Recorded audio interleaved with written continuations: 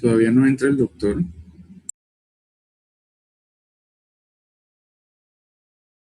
No, todavía no.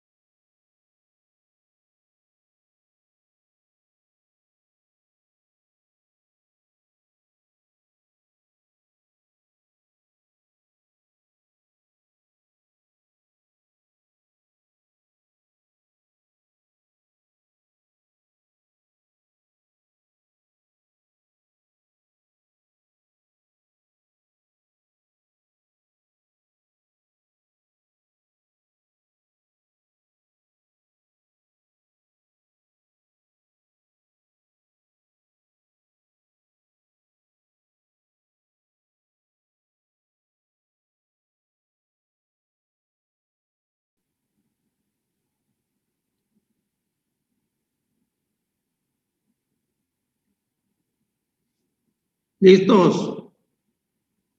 Sí, doctor.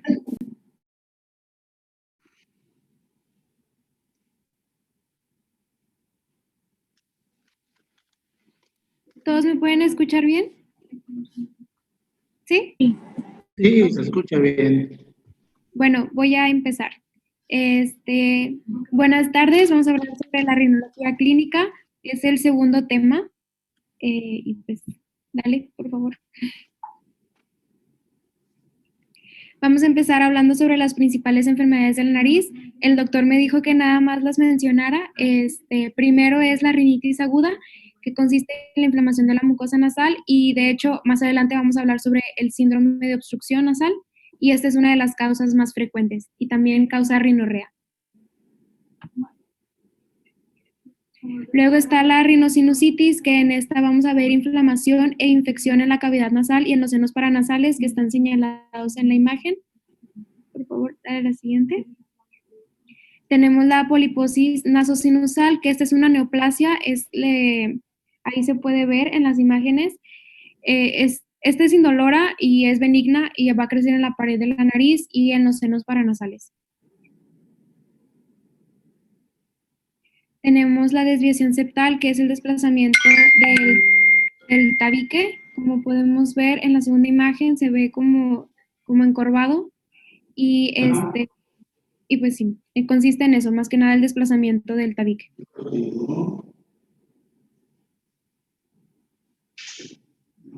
Luego, Ahorita tengo una clase ahorita, pero en un ratito más.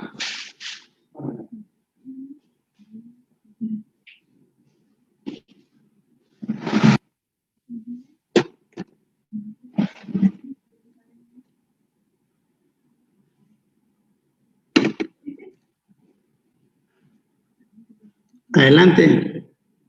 ok. Después tenemos la epistaxis de repetición, que consiste en sangrados leves y autolimitados que van a ser recurrentes y normalmente se presenta más en lo que son los niños y en los ancianos. Bueno, ahora vamos a hablar del síndrome de la obstrucción nasal, que como ya sabemos, el síndrome es un conjunto de signos y síntomas que va a ocurrir a causa de cualquier lesión, ya sea anatómica, sea por una alergia, sea fisiológica, sea por una infección o cualquier cosa que esté impidiendo el pasaje del aire a través de las fosas nasales, y que pues por dicha disfunción las funciones respiratorias y olfatorias no están funcionando como deberían. Vale. En la sintomatología se va a dividir en diferentes tipos de trastornos. Los primeros pues son los respiratorios. Nuestro paciente no va a poder respirar correctamente. Normalmente vamos a ver al paciente que está inspirando bocanadas de aire por la boca, y lo que va a consistir en que la condición de calor, pureza y humedad del aire pues no va a ser la óptima, entonces también puede provocar infecciones en la faringe, en la laringe o en la tráquea, además de un mal funcionamiento del sistema broncopulmonar. Y pues los pacientes los vamos a ver acatarrados, que pues eso consiste en que van a estar con estornudos y cosas por el estilo. En los trastornos olfativos, vamos a ver que nuestro paciente puede perder el sentido del olfato o va a estar un mal funcionamiento de este. A la fonación vamos a escuchar, como se dice corrientemente, la voz gangosa, que realmente se llama rinolalia, pero va a haber un cambio también en la voz de nuestro paciente. Dale, por favor. En el aparato auditivo dice que la obstrucción nasal también va a repercutir en los oídos y puede causar una otitis congestiva. Y en el aparato lagrimal vamos a ver lo que es la epífora, que pues es un lagrimeo constante. También puede haber un enrojecimiento de los ojos y puede a veces ocurrir una conjuntivitis catarral. Y esto es debido a que hay una compresión del canal lagrimal y septicidad del meato inferior. Por favor, sigue. En la garganta, cuando entre más pequeño sea nuestro paciente, la alimentación va a ser más difícil para él. Ahí menciona, por ejemplo, en los bebés que están siendo amamantados, se recomienda que no se les amamante ya que pueden correr el riesgo de asfixiarse.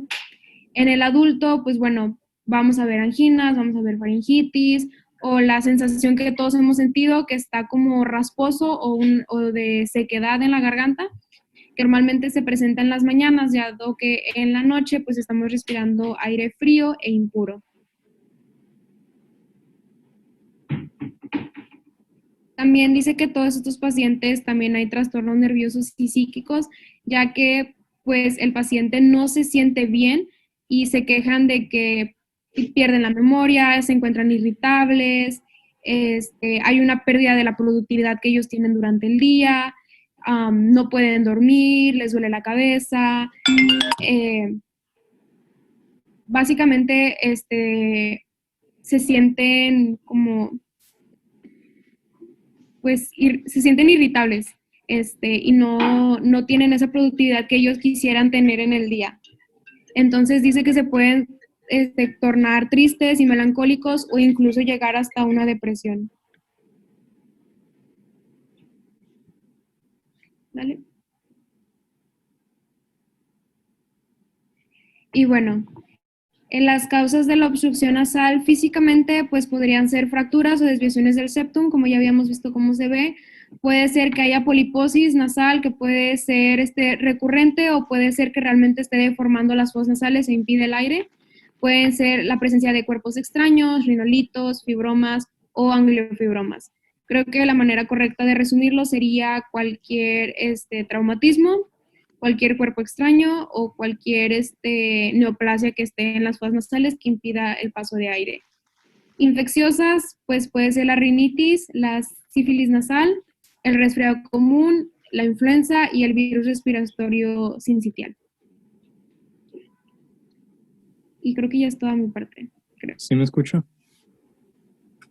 Sí, adelante. Bueno, ahora vamos a ver las causas determinantes y desencadenantes de la obstrucción nasal. Algunas ya fueron mencionadas en la diapositiva anterior, pero ahora vamos a verlas un poco más generalizadas.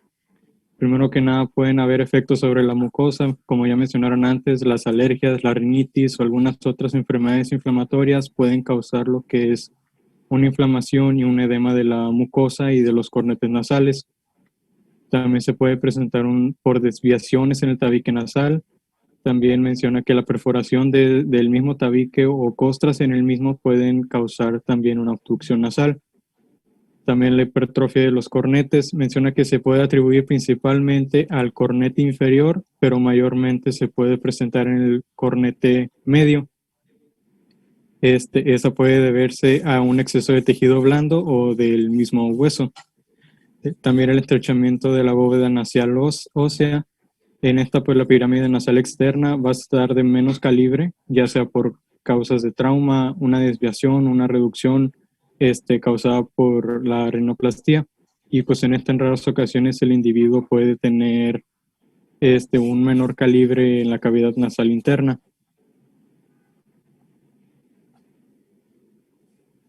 También mencionan los tejidos blandos de la nariz, menciona la estrechez de la válvula nasal, de la narina, el ensanchamiento de la columela y la aptosis de la punta de la nariz, que es más que nada la caída de la punta, pueden causar una obstrucción.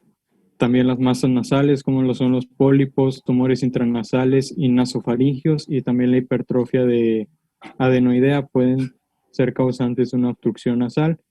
Y una causa funcional, que esta es muy rara, pero puede ocurrir, ocurrir cuando hay una permeabilidad normal e incluso aumentada de la nariz, y en estos casos los doctores indican un procedimiento quirúrgico innecesario. Entonces, más que nada, serían esas las causas desencadenantes y determinantes de una obstrucción nasal.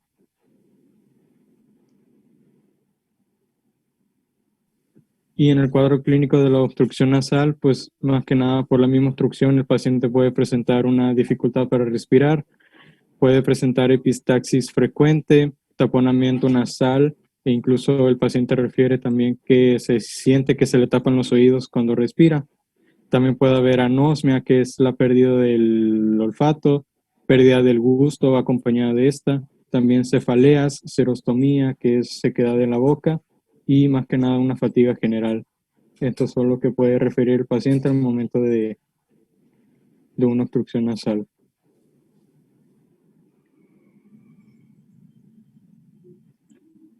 Seguiríamos con el diagnóstico y el tratamiento. Básicamente en el diagnóstico se va a ver lo que vendría siendo la anamnesis, que es parte de la historia clínica en la cual se van a realizar diversos tipos de preguntas como cuándo comenzó, si puede respirar de los dos lados de la nariz o si no más de un lado, que si existe secreción nasal, entre otras varias preguntas. Otro método también es la rinoscopía, que también se observa el interior de las fosas nasales con la ayuda de un rinoscopio o de un espéculo, un espejo frontal y una fuente de luz, que ahí se aprecia en la imagen cuál es el espéculo y cuál es el rinoscopio. También está la rinofibrolaringoscopía, que es meter una fibra óptica para explorar el interior de la nariz. Con este proceso pues, se pueden buscar deformidades, inflamación, pólipos, entre otros.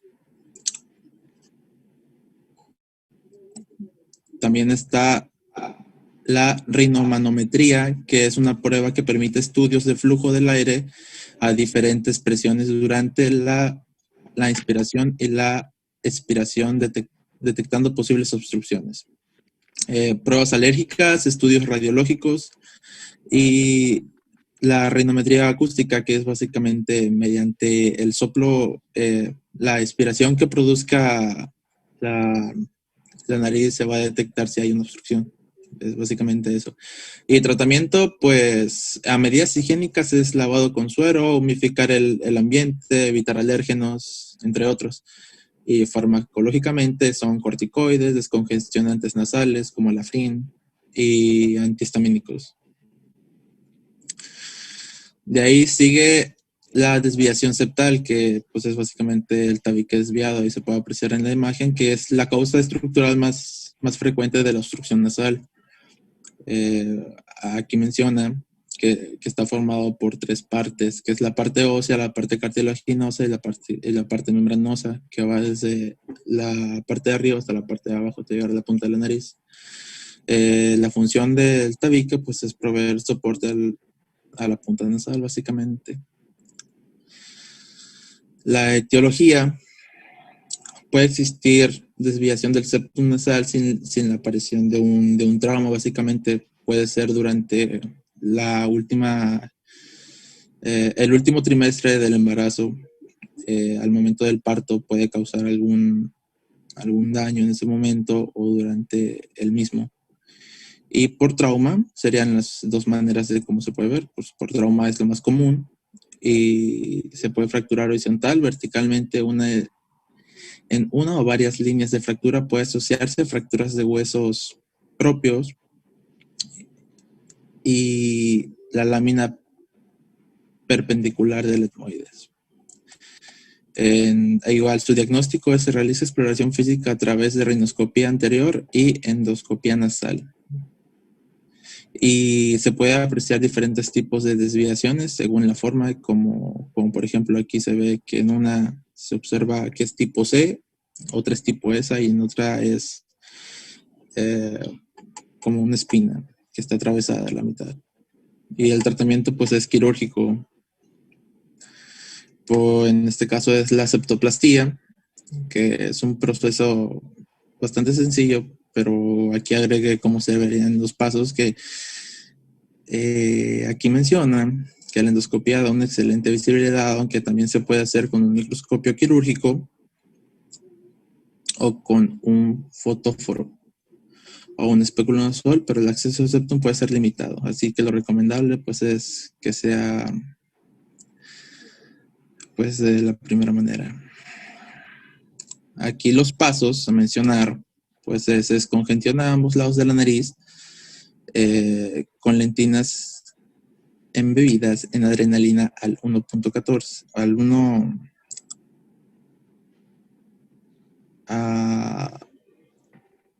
El 1 por 1000. al 1 por 1000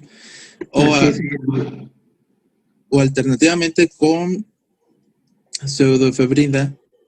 Después de varios minutos se inyecta lidocaína con epinefrina en los planos submucopericóndricos bilaterales. Si se observa en la imagen cómo está obstruida todavía la nariz. Se termina el lado para realizar el abordaje de acuerdo a la convexidad septal más prominente, ya que la mucosa es más probable que se desgarre durante la evaluación del colgajo septal. Se realiza una incisión en la mucosa aproximadamente de 5 milímetros anterior al lugar donde se realizará la incisión transcartilaginosa. Los autores después del libro prefieren hacer la incisión con un bisturí angulado para cortar perpendicularmente a la mucosa. La incisión debe de ir más arriba posible. Si se usa un endoscopio, se usa el eje para retraer el cartílago lateral superior para mejorar la exposición dorsal. Después se extiende la incisión al suelo nasal, donde se puede añadir un corte posterior de 5 milímetros para mejorar aún más la exposición. Y ahí ya se ve mejor la imagen.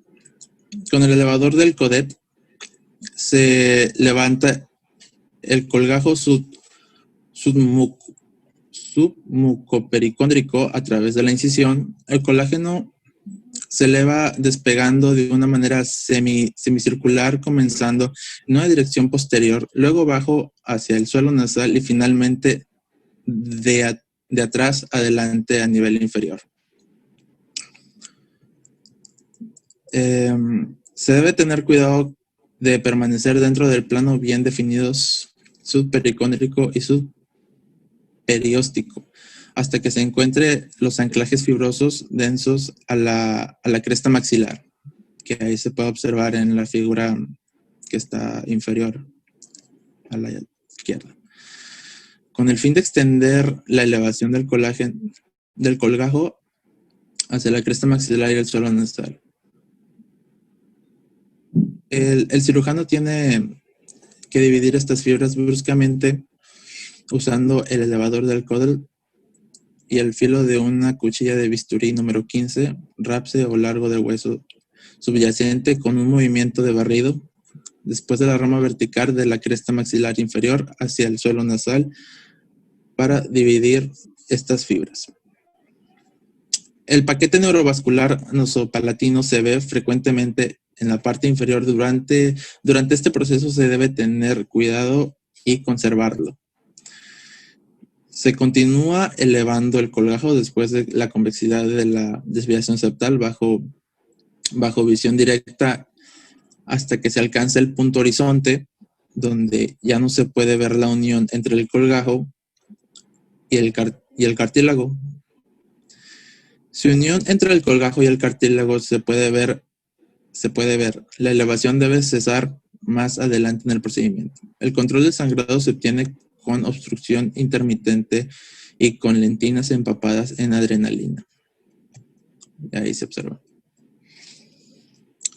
De ahí, el elevador del Cordes es utilizado para completar la incisión del cartílago y para crear un colgajo submucopericóndrico contralateral.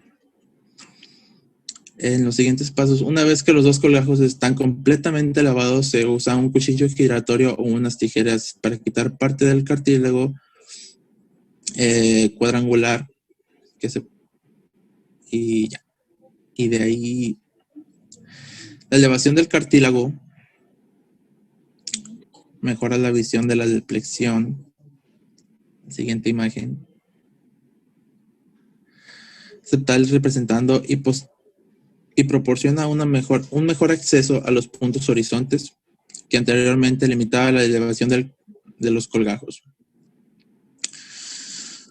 Se utiliza un punzón de corte para cortar el hueso por encima de la formación para separar la deplexión a su fijación a la base del cráneo, teniendo cuidado que no fracture la lámina vertical del etmoides para evitar fracturas inadvertidamente.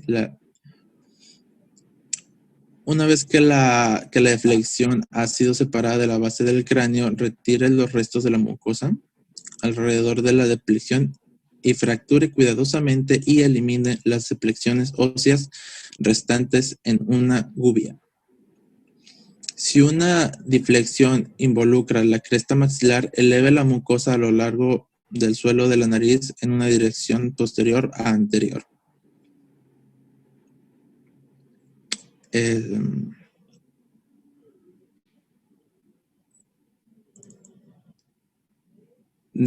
retira la cresta que se proyecta en la vía aérea con el escoplo de 4 milímetros. No se debe seleccionar completamente la cresta si es posible, ya que esto puede lesionar el nervio nasopalatino y precipitar un sangrado probablemente de la arteria palatina mayor. Una vez que se ha eliminado toda la deplexión, se recomienda que se sustituya el cartílago que se había retirado, en particular si se extirpó una gran parte del cartílago cuadrangular. Las áreas curvadas del cartílago se aplanan primero con un mazo. Los colgajos mucopericóndricos deben ser suturados. Se emplea una sutura de Cadwin simple de 4 en una aguja de Kate para cerrar la incisión para coaptar los colágenos mucopericóndricos con un punto de colchonero. Se pasa la aguja posterior del lado inferior a la incisión, se atan los dos nudos para ajustar la mucosa. Se debe tener cuidado con este punto inicial para aproximar completamente los bordes de la mucosa, dejando un extremo largo. Y ya por último, se usa la misma sutura para cerrar la incisión en una técnica similar a la ida y vuelta. Puede ser utilizado posteriormente para coaptar los colgajos mucopericóndricos usando 3 a 4 pases. Finalmente, la sutura puede ser llevada anteriormente y fijada a la cola larga de la sutura inicial. Las férulas son opcionales después del cierre, aunque pueden proveer la cicatrización y reducir el riesgo de un hematoma septal. Y de ahí pues las complicaciones de este proceso pues es un hematoma septal, epistaxis de los bordes de la mucosa, perforación septal bilateral, desgarro de la mucosa opuesta, taponamiento excesivo hematoma septal. Y obstrucción nasal, corrección inadecuada de la deformidad septal, o sea, que no se haya hecho bien el procedimiento, senequias de la superficie mucosa opuestas y por traumatismo del septum o del cornete inferior.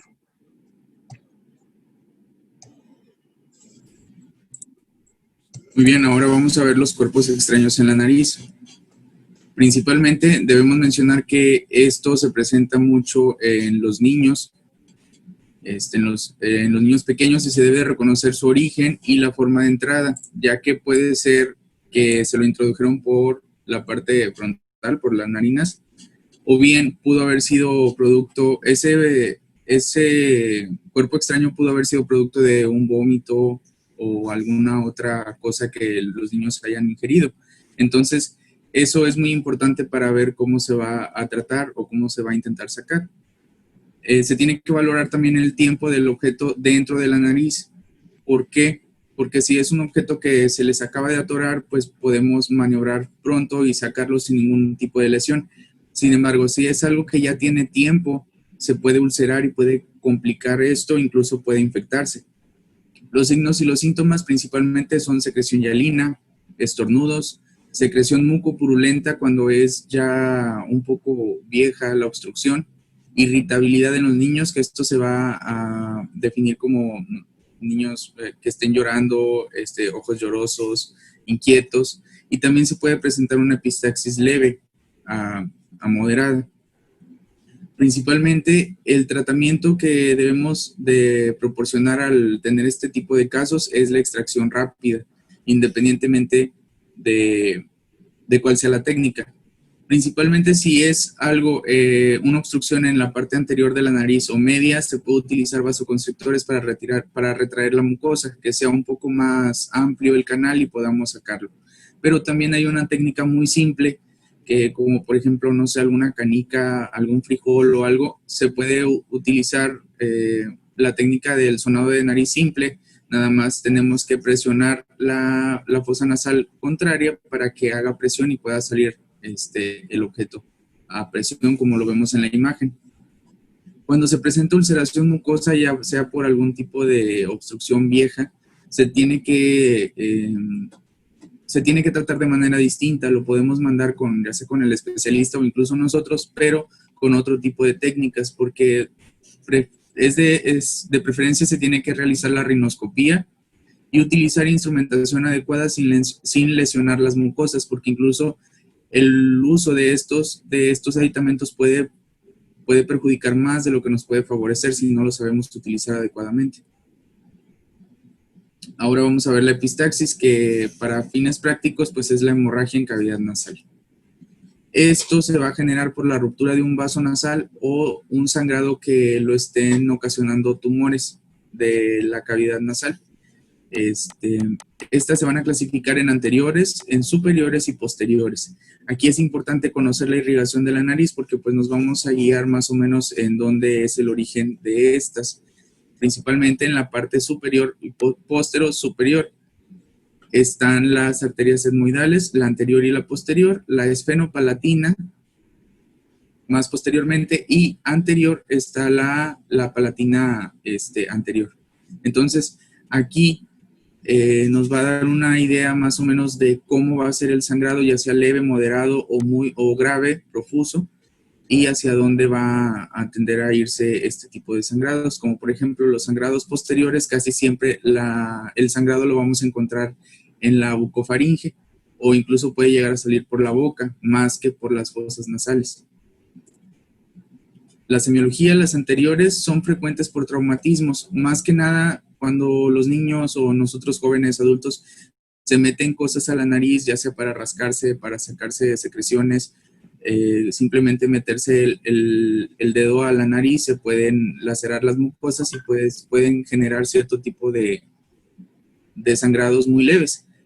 Y también a los cambios climáticos, porque pueden generar resequedad y se lesionan esos pequeños vasitos y entonces sangran. Es muy poquito. Incluso a veces en papeles, cuando se suena la nariz, en Kleenex se pueden generar poquitos coágulos o sangre en esto. Las superiores se presentan por traumatismos, principalmente de los huesos propios de la nariz, por golpes, choques automovilísticos o riñas, que cuando se pelean, pues la mayoría son estos tipos de sangrados. Y también pueden ser por complicaciones quirúrgicas o bien una mala praxis en estas. Y fracturas externas que sean propios del macizo facial. Las posteriores son muy profusas y es las que les estaba comentando, que estas las podemos encontrar en la bucofaringe más que nada. Y la etiología es un poco más complicada. Pueden provocar anemia o incluso pueden ser secundarias a una anemia aguda y se presentan en enfermedades arteriales sistémicas como la hipertensión y también la aterosclerosis.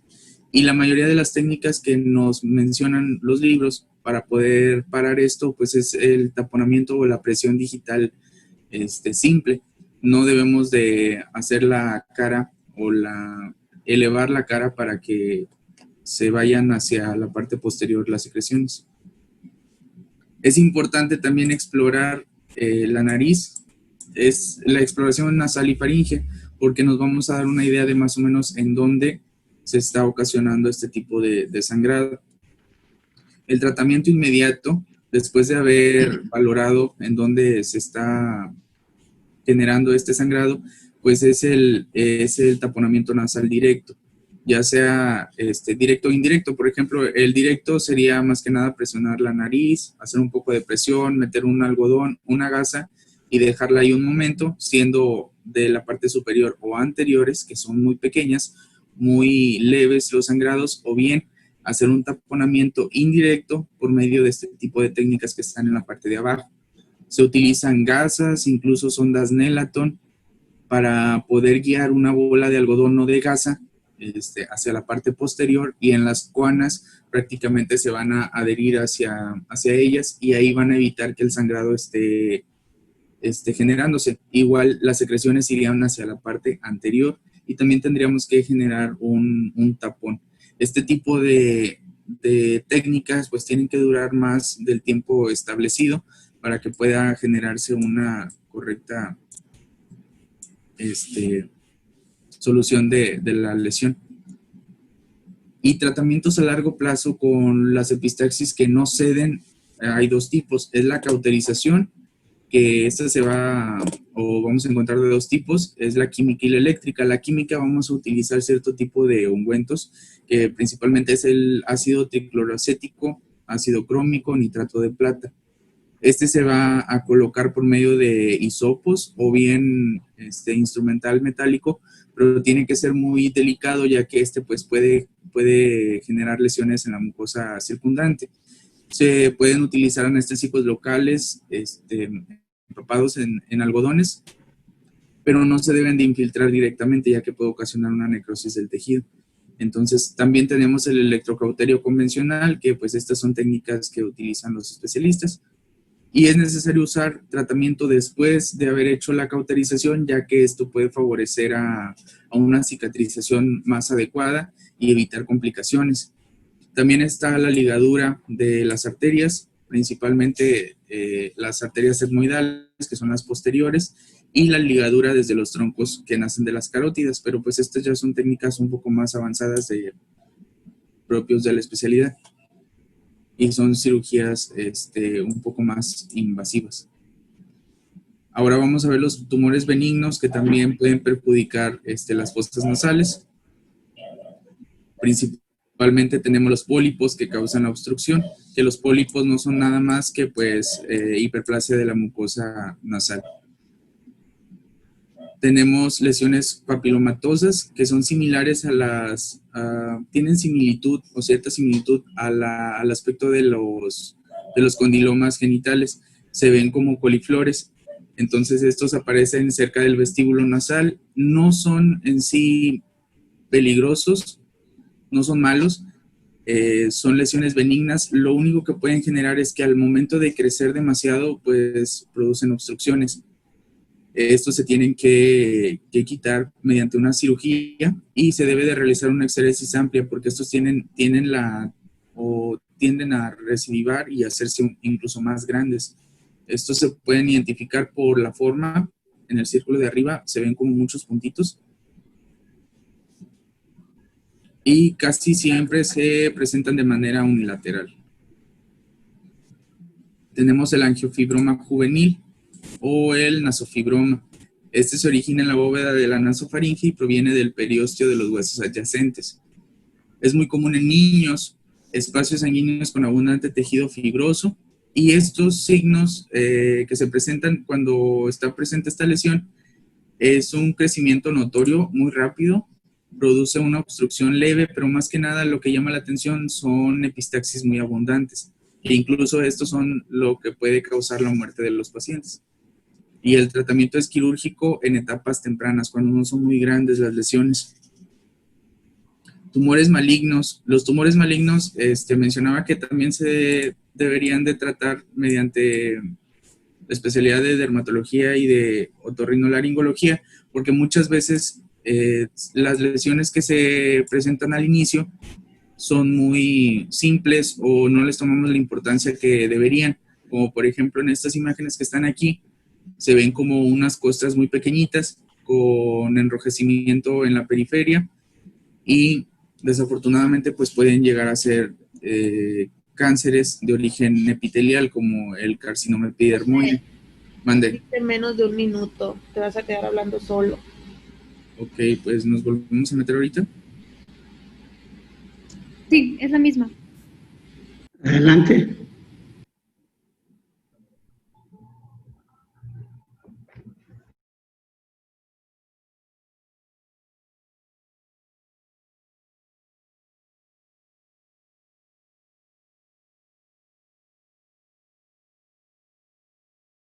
Sobre el carcinoma epidermoide es muy frecuente en adultos y se originan en rinofaringe y ocasionalmente en los senos paranasales. Los signos y los síntomas, como ya les había mencionado, estos pueden iniciar con lesiones muy sutiles en la nariz, que al momento de la exploración física o adentrarnos más a la cavidad nasal, pues puede llegar a ver otro tipo de lesiones. Entonces, estos van a ocasionar obstrucción nasal, dolor, rinorrea mucopurulenta, y también en casos un poco extremos o avanzados está la otitis secretoria por obstrucción de la trompa de Eustaquio, paresis oculares y diplopía por infiltración en nervios oculomotores, como lo estamos viendo en la resonancia de la parte superior izquierda y en la derecha. El tratamiento es quirúrgico y oncológico, y esto pues es importante también determinar o hacer un diagnóstico temprano.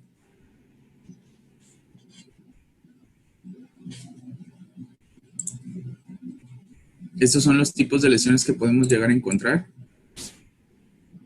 En el círculo de la parte inferior derecha, pues ahí está la lesión del tumor a un costado del septum. Tenemos los tumores linfoides que también se pueden presentar o bien afectar en la cavidad nasal. Principalmente se presenta en niños y en adultos jóvenes. Aparecen en la rinofaringe simulando tejido blando en la rinofaringe. Los síntomas iniciales son obstrucción nasal y rinorrea mucopurulenta, y pues se debe correlacionar realmente con la clínica de los pacientes. El diagnóstico lo va a proveer hematología, biopsias y estudios de gabinete como de imagen. El tratamiento es propiamente quirúrgico. ¿Sí se escucha? Sí. Bueno, ok. Voy a hablar sobre traumatismo nasal. Okay. Como definición, tenemos que es una ruptura en el hueso o cartílago sobre el puente nasal, o en la pared lateral o en el tabique de la nariz. Siguiente. Ok. Sobre la anatomía vamos a hablar muy como que generalmente, que es una elevación piramidal hueca que ocupa la parte central de la cara, por arriba del orificio bucal, por abajo y por dentro de los orificios palpebrales y adentro de las mejillas. Tiene la forma de pirámide triangular de eje mayor longitudinal dirigido oblicuamente hacia adelante y abajo, con base inferior y vértice superior. Se puede distinguir en la nariz 3 caras, 3 bordes, 3 bases y un vértice. La estructura piramidal está conformada por 4 partes, que es la pirámide ósea, la válvula cartilaginosa, el óvulo y el septum nasal.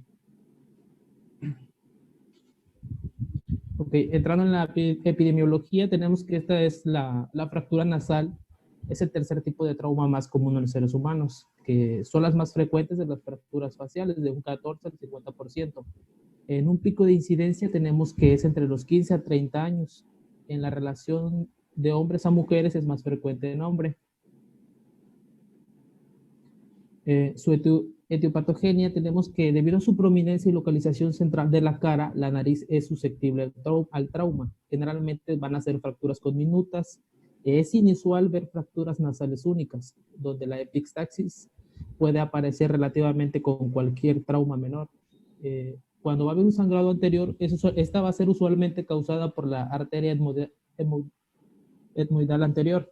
y cuando se llegue o se alcance a ver un sangrado posterior, la mayoría de las veces es a causa de un compromiso de la arteria esfenopalatina.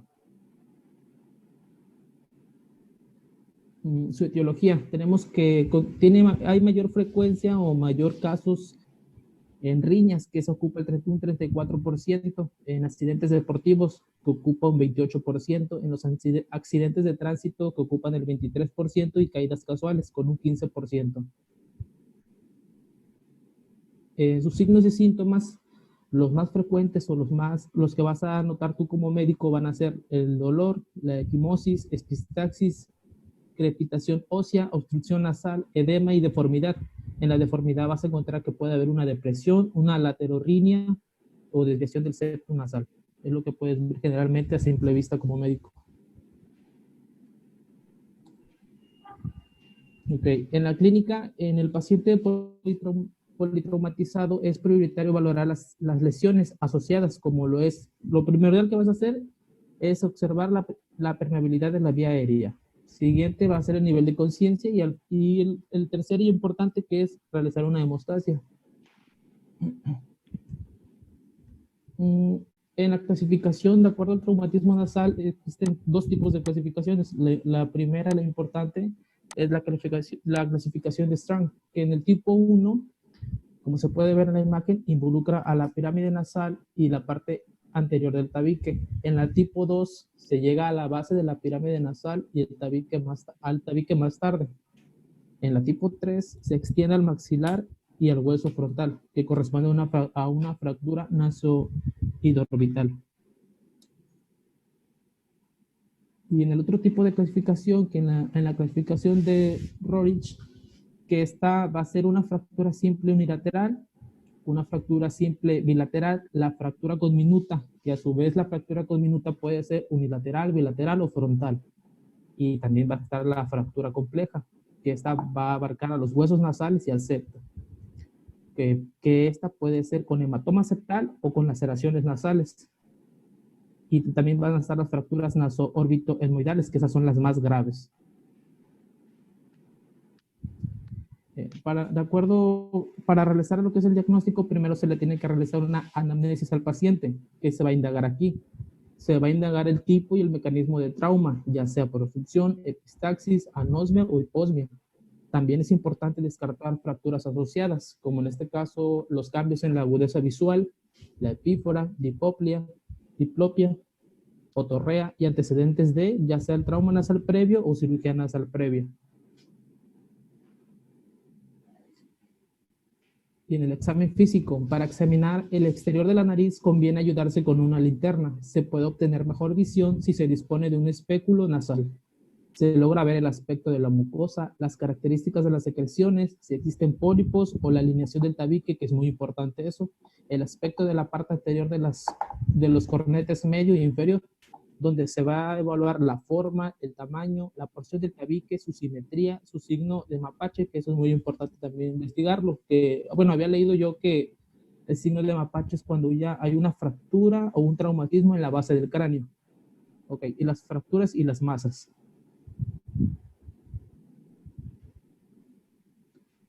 Otro tipo para llegar al diagnóstico también se va a utilizar la imagenología, que en este caso serían las radiografías. Ok, aquí las imágenes son secundarias en el diagnóstico de una fractura nasal. La más importante en sí aquí sería la tomografía. Entre las diversas incidencias radiográficas, las más indicadas para la evaluación de la nariz se encuentra la incidencia de Cadwell y la incidencia de Aguas y la incidencia de perfil. Como comenté anteriormente, la tomografía es un modelo por ordenar matemática de los senos frontales y maxilares.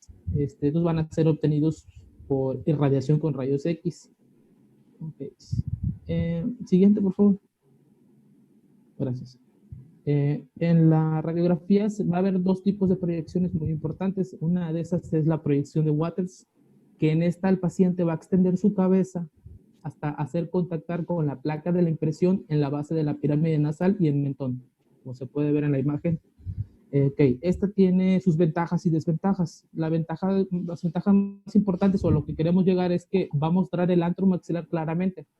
También muestra el seno frontal de la forma obliqua, permite ver la órbita, permite evaluar el traumatismo del tercio medio facial. También nos va a permitir evaluar los huesos propios y las fosas nasales. Una de las desventajas sería que no permite ver claramente el etmoides debido a su estructura, a la superposición de la estructura. La otra proyección sería la proyección de Cadwell, que en esta el paciente estará en una posición prona o sentado, donde el dorso de la nariz y la frente se recargarán sobre la placa, como se puede ver igualmente en la imagen. Igual tiene sus ventajas y desventajas. Las ventajas sería que es útil para evaluar el seno frontal, la sutura frontomalar, las celdas etmoidales y el reborde supraorbitario. Las desventajas es de que no sería adecuada para evaluar el reborde infraorbitario, los huesos malares y los senos maxilares. La tomografía, que este es el examen por imágenes más sensible y específico, como comenté anteriormente, para el diagnóstico de una fractura nasal, que esta nos va a proporcionar una visión definitiva del desplazamiento de los huesos y de la pirámide nasal y el cartílago septal. Además que esta incluye la lesión de estructuras adyacentes como la órbita, el seno frontal y el área nasoetmoide orbital. Ok, sus complicaciones son dos muy importantes, que son el hematoma septal y la epistaxis. El tratamiento, iba a mencionar el tratamiento quirúrgico, pero como ya lo mencionó mi compañero, ahora nada más voy a mencionar lo que es el tratamiento de emergencia. ¿Puedes regresar? Gracias.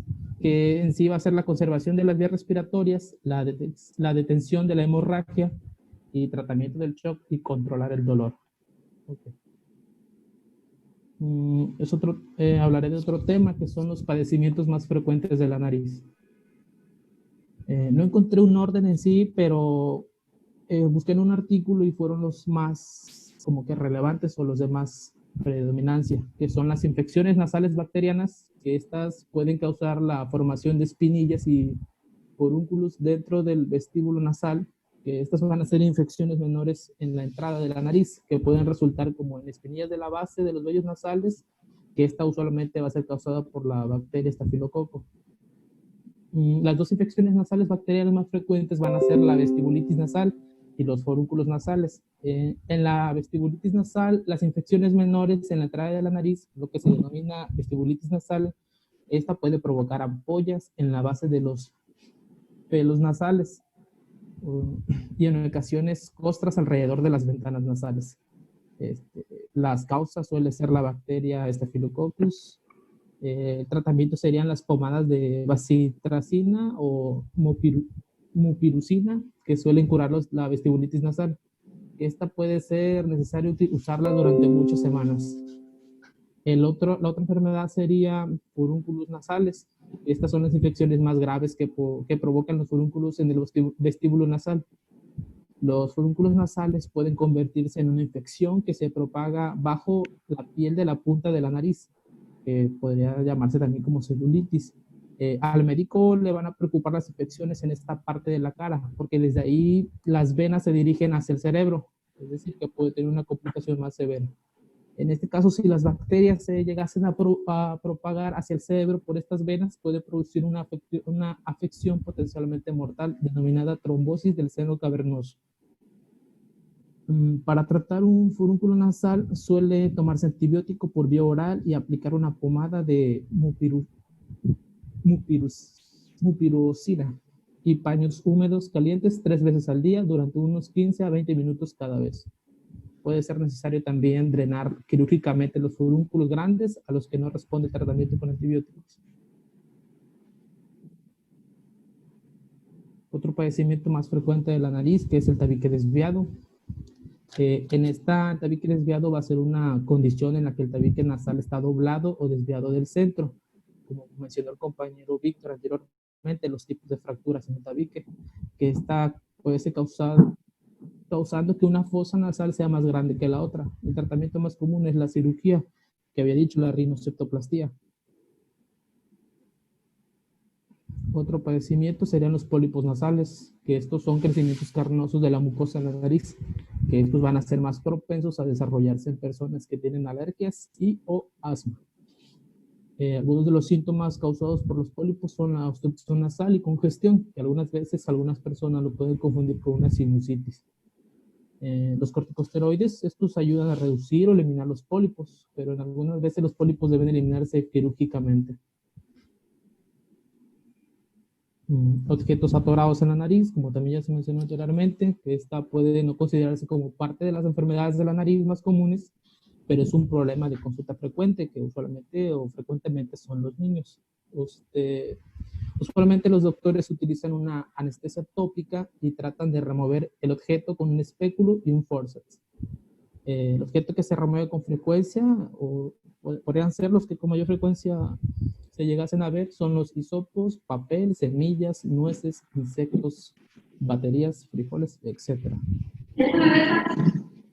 ¿Qué pasó? Bueno, Mamá me mandó por la contestación más comunes son las perforaciones del septum nasal. Las causas más comunes de las perforaciones incluyen una cirugía nasal, lesiones recurrentes, exposición a toxinas, uso crónico de sprays nasales, oxígeno puro inhalado a través del aire, o enfermedades como la tuberculosis, lepra o la granulomatosis, o el uso frecuente de cocaína, que es lo que más se ve. La rinitis, esta va a ser una inflamación e irritación de la membrana de la mucosa de la nariz. Va a estar caracterizada por escurrimientos nasales y dificultad para respirar. Usualmente es causado por un resfriado común o las alergias estacionales. La sinusitis, que esta es una inflamación de los senos nasales que comúnmente es causada por una infección bacteriana o viral o por una alergia. Algunos de los síntomas más comunes de la sinusitis son el dolor, sensibilidad, congestión nasal, dolor de cabeza. Aquí los antibióticos pueden eliminar la infección bacteriana causante. Ok, ahora hablaré sobre los padecimientos menos frecuentes en la nariz,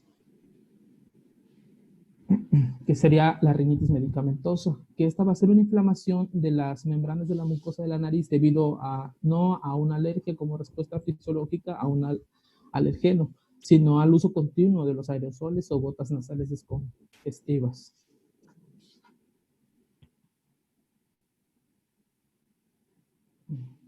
La atresia coanal, que la atresia de las coanas o atresia de coanas es una anomalía innata muy común que impide el desarrollo de la formación normal de las cavidades nasales. Esta es originada por la persistencia de la membrana entre la cavidad nasal bucofaringeo. También interviene imposibilitando la fragmentación posterior de la acequia de la apertura nasal. Son consecuencia de una inflamación severa del cornete que es producida por obstáculo parcial. Este síntoma es llamado sinequia. La atresia coana innata es una deformación anormal que sobreviene en el principio, es decir, el cierre de coana unilateral es altamente más frecuente que la bilateral. La rinorrea del líquido cefalorraquídeo. La rinorrea del líquido cefalorraquídeo se reconoce colocando una gota de secreción sobre un pañuelo de papel. En caso de rinorrea del líquido cefalorraquídeo, esto hará las veces de cromatografía en papel, mostrando un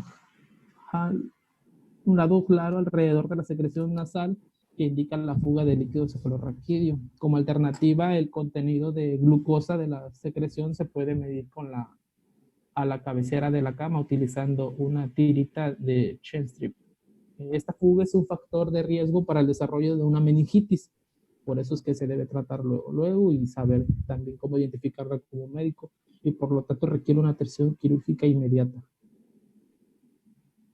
Y la sinequia nasal. Estos son puentes o mucosas de color rosado, como se puede ver en la imagen, que se presentan transversalmente a la cavidad nasal.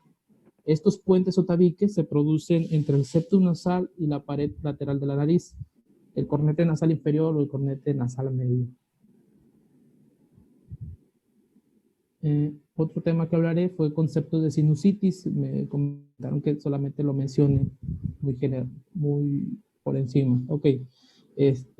La sinusitis tenemos que es una respuesta inflamatoria de la membrana mucosa que reviste la cavidad nasal y los senos paranasales. Con su etiología tenemos que es producido por la Streptococcus pneumoniae, la Haemophilus influenzae y la Mozzarella catarrhalis, y también por el Streptococcus alfa y beta hemolíticos. Esta se va a clasificar su clasificación por tiempo de evolución va a ser en agudas, que esta va a ser de 0 a 4 semanas. Las subagudas, que estas van a ser un tiempo aproximado de 4 a 12 semanas. Las recurrentes de 3 o más episodios al año. Las crónicas, que van a ser más de 12 semanas. La crónica agudizada, que esta va a haber una exacerbación de los síntomas en una sinusitis crónica. Y la complicada, que estas van a ser complicaciones locales, orbitarias, intracraneales y sistémicas. En la clasificación clínica de Williams en 1966 se clasificó en infecciosa, alérgica y mixta. Sus manifestaciones clínicas van a ser la congestión nasal, rinorrea purulenta, fiebre, tos, halitosis, hiposmia, edema periorbitario y malestar en dentadura maxilar. Sus trastornos predisponentes van a ser unas infecciones de las vías respiratorias altas, rinitis alérgica, exposición al tabaco, disfunción ciliar, pólipos nasales, reflujo gastroesofágico y la inmunodepresión, como pacientes como con VIH.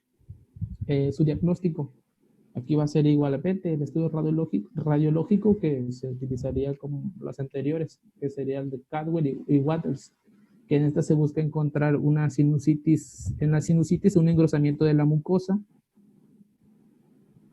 con una opacificación difusa del seno, que esta va a ser una presencia de un nivel hidroaéreo. Y en la tomografía computarizada, como se puede ver, este va a ser el método igualmente que los traumas nasales, más específico y más seguro, que permite ver el compromiso patológico y el desarrollo anatómico, y se reserva en casos severos o cuando hay una sospecha de alguna complicación o ante la presencia de una sinusitis crónica. También los cultivos de los senos paranasales, que estos exámenes de laboratorio se consideran hacer crecer bacterias y microorganismos para ayudar al diagnóstico y tratamiento. Y con el tratamiento lo encontré tanto para la sinusitis aguda y para la sinusitis crónica, que no sé si lo menciono o solamente lo muestro, doctor. Pues, por lo menos, ¿cuáles son los medicamentos base para esto? Okay.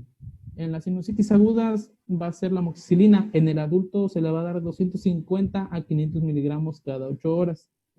En los niños va a ser de 20 a 40 miligramos por kilo al día cada 8 horas. También se le puede dar la amoxicilina más clavulanato, que esta va a ser en el adulto de 250 a 500 miligramos cada 8 horas, igual que el anterior. Y en el niño va a ser de 40 miligramos por kilogramo por día, más 10 miligramos por kilogramo por día cada 8 horas. Y la cefaclor, que esa va a ser en el adulto de 250 a 500 miligramos cada 8 horas u 12 horas, dependiendo también. Y en el niño va a ser de 20 miligramos por kilogramo por día cada 12 horas. Con eso. Ahora, la crónica. La crónica, voy a mencionar dos. En la amoxicilina más clavulanato, que va a ser de 250, en el adulto de 250 a 500 miligramos cada 8 horas, que sería igual que la aguda. Y en el niño va a ser de 40 miligramos por kilogramo por día, más 10 miligramos por kilogramo por día cada 8 horas. Y aquí la diferente va a ser la clindamicina, que en el adulto, en la crónica se les va a dar al adulto 300 a 600 miligramos cada 8 horas, y el niño no especifica. Ok, Sería todo.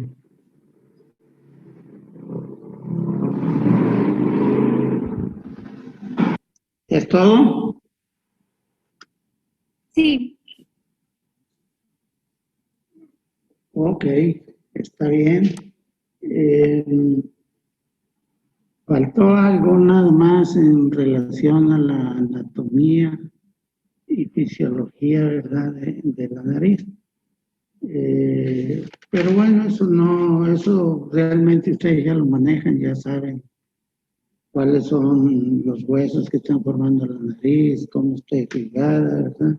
Cómo está engarvada, qué tipo de cartílago la forman. Todo esto hay que revisarlo, porque puede ser alguna pregunta de examen.